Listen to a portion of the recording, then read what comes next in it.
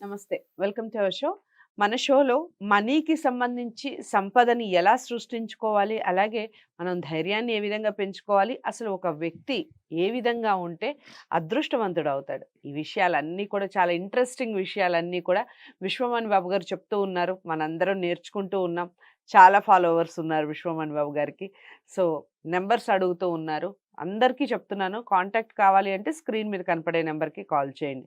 లేదా మీకు ఏవైనా సమస్యలున్నాయి, అది ఒక ఛానల్ ద్వారా లేదా ఒక కార్యక్రమం ద్వారా చెప్పాలి అనుకుంటే కామెంట్ బాక్స్‌లో తెలియచేయండి. తప్పకుండా దానికి సంబంధించిన షో చేయడం జరుగుతుంది.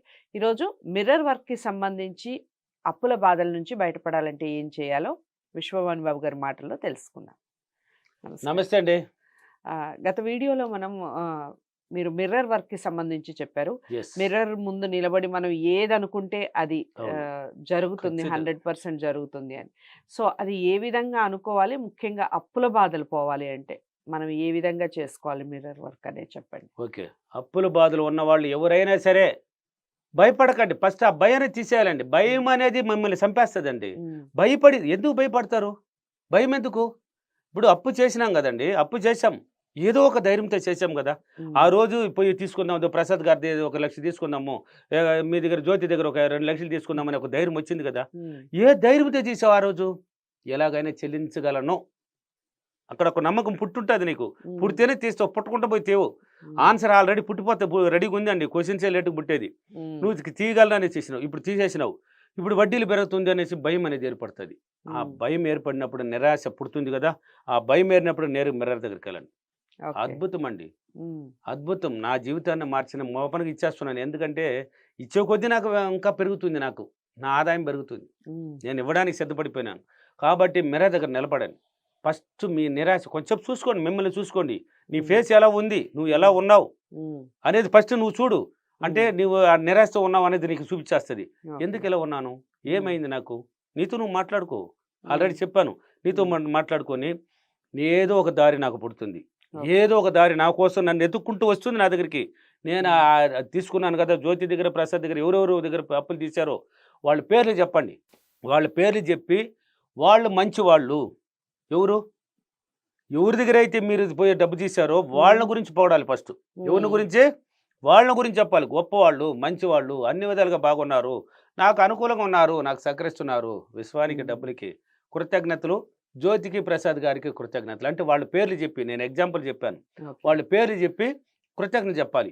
ఎప్పుడైతే నువ్వు పదే పదే ఎన్ని సార్లు అనేది క్వెషన్‌లు పుడతానే ఉంటాయి. అవును. క్వెషన్స్ పుట్టమని లేదు. నువ్వు హ్మ్. ఎన్ని సార్లు ఇష్టమైనా చెప్పుకోవచ్చు. ఓకే. నీ మైండ్‌కి బాగా ఇవ్వాలండి. అప్పు, హ్మ్. అప్పు, హ్మ్. అప్పు, అప్పు, అప్పు అని నిరాశ చూపించి దానికి ట్రైనింగ్ ఇచ్చినావు. దాన్ని తీయాలి. హ్మ్. ఒకటి కావాలంటే ఒకటి ఇంకోటి పోవాలి. వదిలేయాలి. ఒకటి హ్మ్. కావాలంటే ఒకటి ఇచ్చేయాల్సిందే నువ్వు తప్పదు. ఓకే. ఇప్పుడు ఆ అప్పు, అప్పు అని పట్టించినావు చూడు దాన్ని తరమాలి మనం. తరమాలంటే ఏం చేయాలి?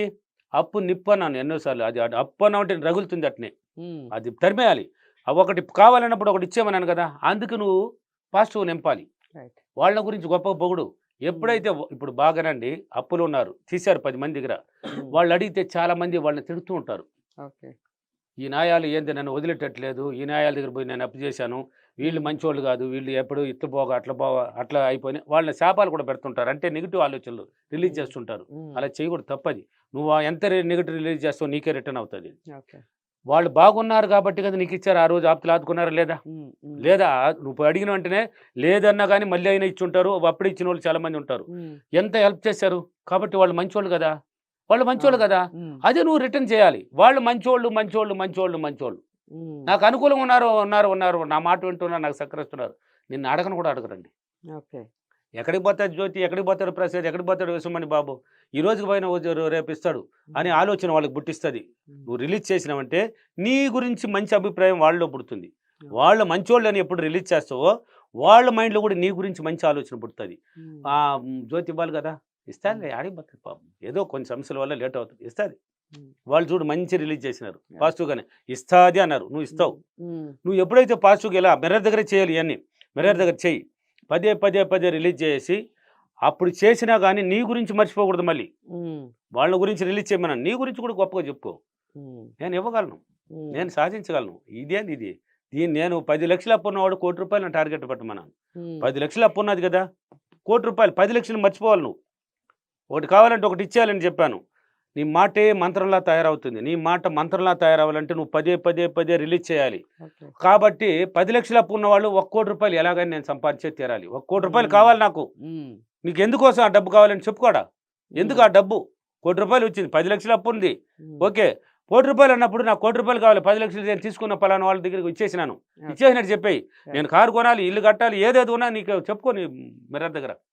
ఓకే. ఇప్పుడు ఇన్నాళ్ళు అప్పు అప్పు అని పట్టించినావు, మైండ్లో కూర్చున్నావు అంటే కూడా దిగులు అంటే ఒక నిరాశ పుట్టిపోతుంది, భయం ఏర్పడిపోయి ఉమ్, ఉమ్, అప్పుని ఆలోచిస్తుంది. ఉమ్, దాన్ని వదిలి ₹1,00,00,000 ఆలోచించు.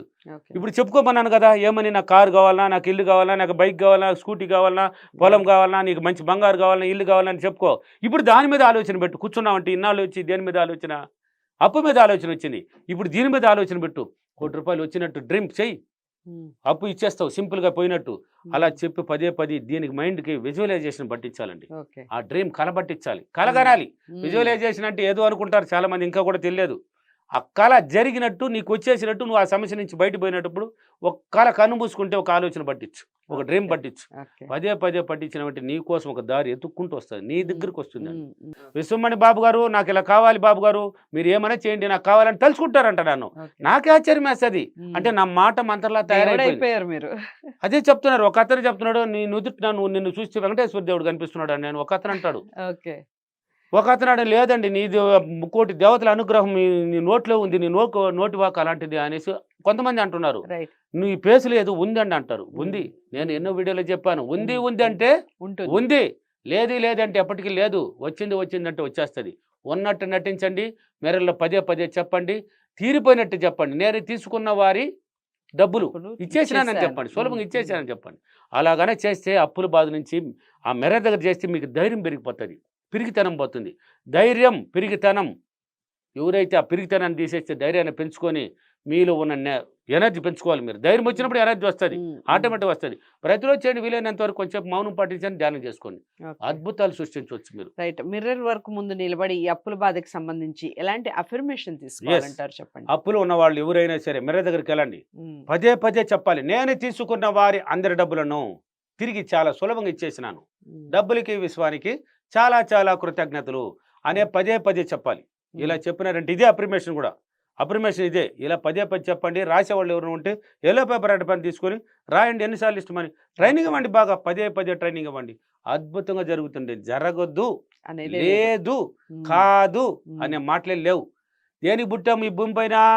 సంపద. అప్పుల బాధలు ఉన్నవాళ్ళు చనిపోవాలనేసి నాకు కాల్సులు వస్తాయి. ఏందమ్మా ఇంకా ఇలా ఉన్నారు, ఏందండి ఇంకా ఇలా ఉన్నారు, ఎన్ని వీడియోలు ఇచ్చాను, ఎందుకు ఉమ్, మీరు చనిపోవాలని ఎందుకు డిసైడ్ సృష్టికర్తలు వాళ్ళే సృష్టించుకునేస్తున్నారు. ఉమ్, తప్పండి అది.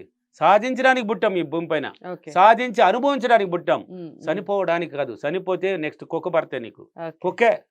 కుక్క కన్నా హీనంగా భర్త ఏదైనా ఉంటే కూడా ఇస్తుంది. రైట్. మీరు ఆ అఫర్మేషన్ కి సంబంధించి అలాగే అప్పుల బాధ నుంచి ఎలా బయటపడాలనే దాని గురించి చాలా చక్కటి వివరణ ఇచ్చారండి. ధన్యవాదాలు. Thank you.